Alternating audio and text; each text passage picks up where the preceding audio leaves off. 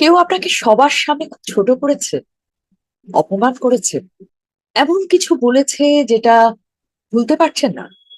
সেই মুহূর্তটা বারবার মনে আসছে। খালি মনে হচ্ছে, আমি কেন কিছু বলতে পারলাম না।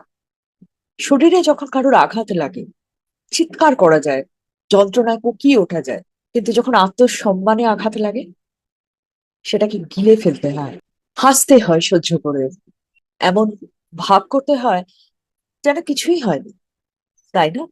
ভগবান বুদ্ধ একবার তার এক শিষ্যকে বলেছিলেন, তোমাকে যদি কেউ কোনো উপহার দেয় আর তুমি যদি সেটা না নাও, তাহলে সেই উপহারটার কি হবে? তো শিষ্যটি উত্তর দিয়েছিলেন, যে উপহার আমাকে দিতে চেয়েছে তার কাছেই রয়ে যাবে।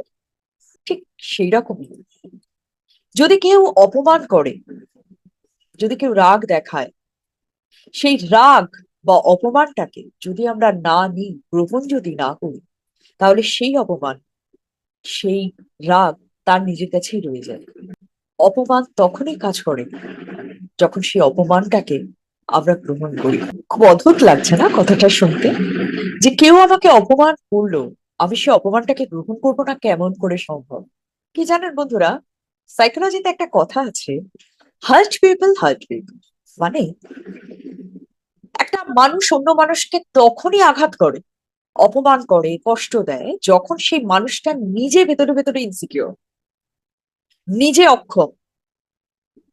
তার মানে যদি কোনো মানুষ আপনাকে অপমান করছে, আপনাকে ছোট করবার চেষ্টা করছে, তার মানে এটা নয় যে আপনি অপমানের যোগ্য বা আপনি ছোট হয়ে গেলেন। অ্যাকচুয়ালি যে আপনাকে অপমান করছে, আপনাকে ছোট করতে চাইছে, সমস্যাটা কার? আপনার নয়।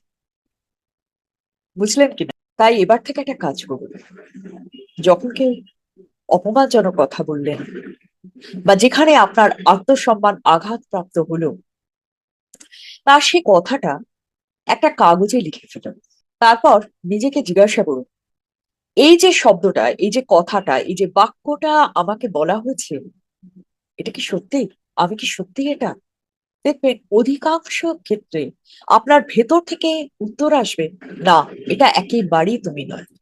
এই কথাগুলো সেই ব্যক্তি বলেছে হিংসে থেকে, রাগ থেকে, আপনার কাছে হেরে যাওয়ার ভয় থেকে, আপনার কাছে ছোট হওয়ার আতঙ্ক থেকে। আপনাকে ছোট করে সে বাহ্যিকভাবে নিজেকে বড় প্রমাণ করতে চেয়েছে, আসলে সে কিন্তু সেটা নয়। ব্যাস, তারপর কাগজটাকে ছিঁড়ে ফেলে দিন। বন্ধুরা, আপনার আত্মসম্মান আপনি নিজে ঠিক করবেন, অন্য কেউ সেটা করবে না। নিজেকে সম্মান করুন, নিজেকে ভালোবাসুন। দেখবেন অন্য কেউ অপমান করলেও সেই অপমান আপনার গায়ে লাগবে না, কারণ আপনি তো জানেন আপনি কি, তাই না? আপনি কতটা যোগ্য সেটা আপনার কর্ম বলবে, অন্য কারোর আপনার সম্পর্কে কোনো ধারণা বা মন্তব্য সেটা নির্ধারণ করবে না, তাই নয় কি? তাই মাথা উঁচু করে হাঁটুন সবসময়। মনে রাখবেন, আপনার গল্প আপনি নিজে লিখবেন, আপনার জীবনের লেখক আপনি নিজে। ভালো থাকুন, সুস্থ থাকুন, আনন্দে থাকুন, আলোয় থাকুন, আমার প্রতিটি বন্ধু, সব সময় সপরিবারে। নমস্কার।